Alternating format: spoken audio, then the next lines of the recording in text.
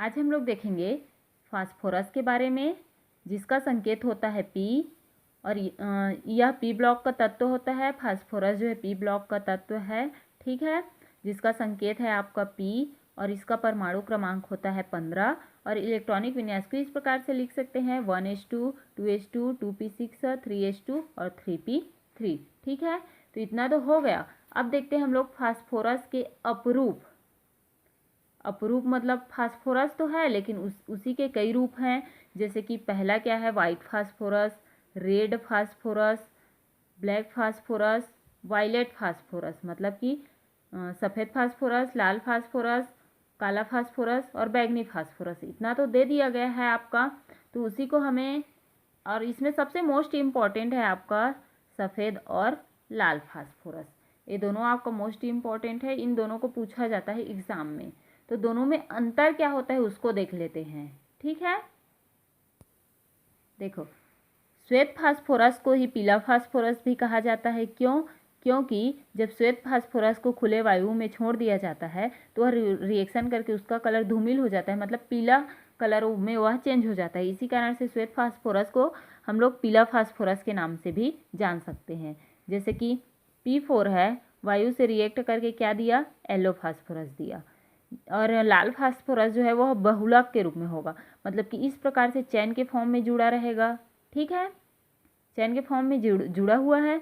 इधर आगे भी हो सकता है ऐसे करके, इधर भी हो सकता है। बहुलक मतलब बहुत सारी श्रृंखला, और यहाँ पर ए श्रृंखला के रूप में या फिर बहुलक के रूप में नहीं पाया जाता है। और इसके फास्फोरस में जो है sp3 संकरण पाया जाता है। दूसरा देखते हैं, अत्यधिक सक्रिय होता है, ठीक है। श्वेत फास्फोरस अत्यधिक सक्रिय होता है और रेड फास्फोरस जो श्वेत की तुलना में कम सक्रिय होता है। तीसरा देखते हैं, मोम की तरह मुलायम होता है, इसे चाकू से काटा जा सकता है सफ़ेद फास्फोरस को। और यह सख्त व कठोर होता है, जिसके कारण इसे चाकू से काटा नहीं जा सकता है। यह गार्लिक स्मेल मतलब कि लहसुन के समान खुशबू आती है, इसमें कोई स्मेल नहीं आता है। जहरीला होता है, ठीक है।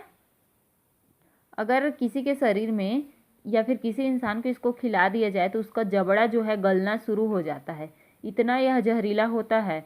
और लाल फास्फोरस जो है जहरीला नहीं होता है।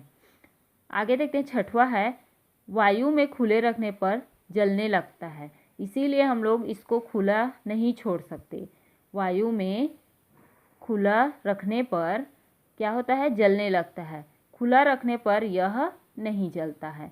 तो आपका मेन 4 फास्फोरस में से लाल, सफ़ेद, बैंगनी और ब्लैक में से आपका लाल और श्वेत फास्फोरस सबसे इम्पॉर्टेंट है, जिसमें इन दोनों में डिफरेंस क्या होता है मैं आप लोग को बता दी हूँ कि श्वेत फास्फोरस और लाल फास्फोरस में अंतर क्या होता है, उसको आगे देखते हैं। आप आगे देखते हैं, सफ़ेद फास्फोरस की क्रिया।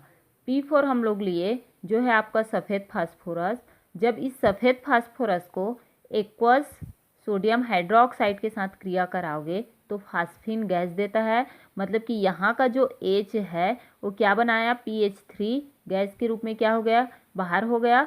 बचा क्या आपका 3 सोडियम 3Na, बचा क्या है आपका H2 और PO4, ठीक है। यहाँ पर अब उसके बाद देखोगे, जब सफ़ेद फास्फोरस को ही हैलाइड के साथ में गर्म किया जाता है, ठीक है, तो यहाँ पर क्या बनेगा आपका 4 फास्फोरस तो 4 हो गया PCl3, मतलब कि फास्फोरस ट्राइक्लोराइड देता है या फिर ट्राई हैलाइड भी देता है, ठीक है।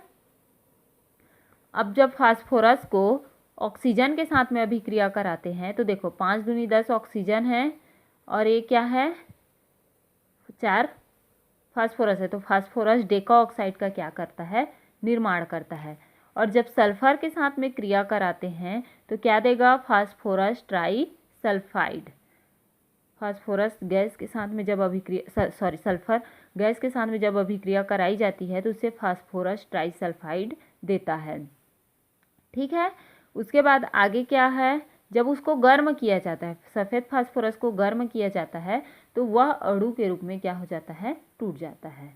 उसके बाद आगे देखते हैं, जब उसी को कॉन्सनट्रेट, ठीक है, कॉन्सनट्रेट किसमें, अम्ल के साथ में HNO3 के साथ में अभिक्रिया कराते हैं तो फास्फोरिक अम्ल देगा H3PO4 प्लस 2NO2 और 4H2O, ठीक है, फास्फोरिक एसिड देता है। और उसी को कॉन्सनट्रेट H2SO4 के साथ अभिक्रिया कराएंगे तो भी आपका क्या देगा, फास्फोरिक एसिड का क्या करेगा, निर्माण करेगा, ठीक है। कल हम लोग देखेंगे फास्फोरस के हैलाइड।